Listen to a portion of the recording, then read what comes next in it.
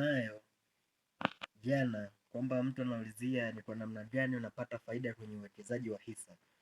Ukisemea soko la hisa unasemea faida za aina mbili, kwamba usubirie uwekeze hela usubirie gawio, ama uwekeze hela usubirie hisa zipande alafu uuze. Yaani unanunua hisa zikiwa zina thamani ndogo uje uuze zikiwa zina thamani kubwa.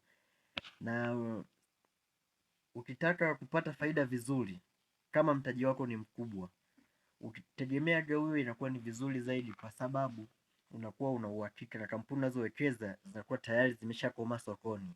Ila kama mtaji wako ni mdogo, wanasema the higher the risk, the higher the reward. Ukitaka kupata faida kwa muda mfupi, ndio itabidi utumie system hii hapa ya kununua hisa zikiwa na thamani ndogo, usubirie zipande uje uziuze. Mfano mzuri tulikuwa tuna PAL. Kama tulivyoona kule kwenye video iliyopita, PAL ilikuwa inauzwa 300. PAL tulinunua ikiwa iko 300 na saizi iko 800.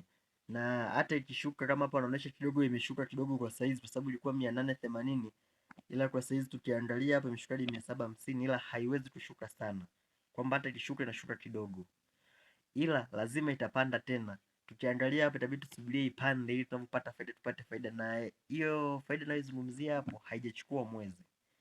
Ni kwamba imechukua mwezi na siku kadhaa. Ni kwamba mwezi wa kwanza mwishoni, almost mwezi wa pili tuseme, hadi saizi tarehe 15 mwezi wa tatu, hisa imepanda kwa asilimia hiyo. Kwa hiyo ukija ukiangalia kwamba imepanda kwa asilimia nyingi sana.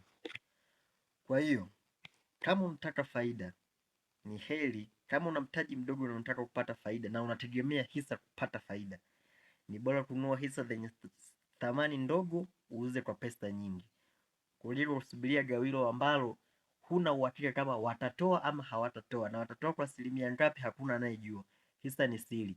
Hisa mpaka siku watangaze bana tumeingiza faida asilimia fulani, kwamba kila mwana hisa atagawiwa gawilo asilimia fulani, ndio hivyo. Kwa hapo ukija ukizingatia kwenye soko la hisa, kwa sisi wenye mitaji midogo, tuombe Mungu tuchukue riski kubwa kwa kununua hisa zenye thamani ndogo na kusubiria zipande thamani tuje tuziuze, kama ilivyotokea kipindi kilichopita. Tulinunua PAL ambayo ilikuwa ni 300 na saizi iko 800, na tunasubiria ipande. Bado hatujalizika na mapato yetu, lazima tutoboe mwaka huu.